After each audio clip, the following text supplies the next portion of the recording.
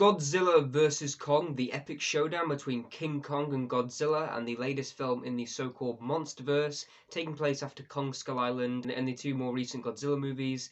And to be honest, with these types of movies, they usually have bland stories, bland characters, epic visuals and action, and that's usually about it. And they're usually just decent movies. I'm usually not a massive fan of them, but I usually enjoy the action, and I guess some of the CG is interesting, and that's pretty much what I expected going to Godzilla vs. Kong. I didn't expect anything else. I just expected glorious action between these two characters and at least some thrills.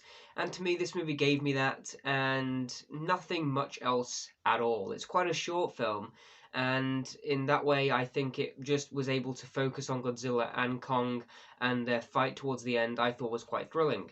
In terms of character and story, this movie pretty much has nothing up its sleeve. It follows Millie Bobby Brown's character from Godzilla King of the Monsters, and her storyline here was easily my least favorite aspect of the movie. It was a bit convoluted in terms of what they were doing. There was many moments where I was like, how did you get into there? How is that happening?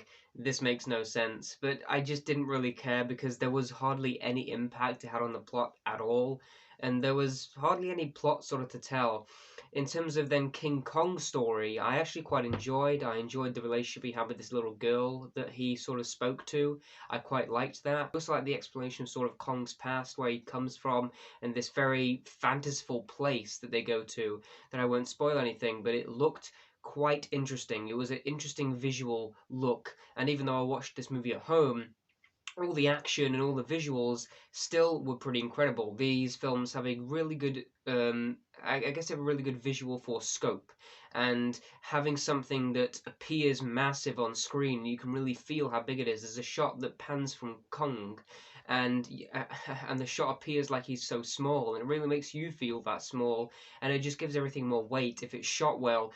And this movie definitely was shot really, really well. The visuals are really intense. The colors are great. Again, a lot of these movies, usually the colors are just very, very dark and saturated. You cannot tell what's going on, and it's shot poorly. But this one actually adds some color to it. Their fight scene in Tokyo was really, really interesting. I liked the colors of the cities, and the bright technology was very, very interesting and very, very vibrant to look at. And the action was all done really, really well. And the CG for these two monsters is really magnificent.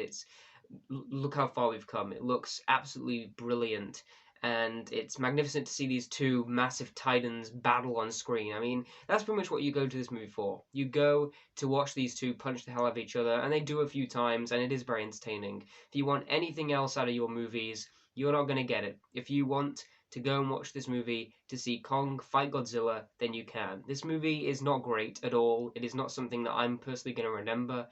It's not something that I really care about because it has nothing under the surface, and should it? It should not.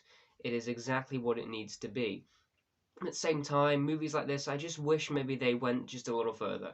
I wish they gave us some interesting characters, gave us some stakes, gave us something to care about, gave us an interesting narrative between things. And, it's sort of a shame that these movies aren't great.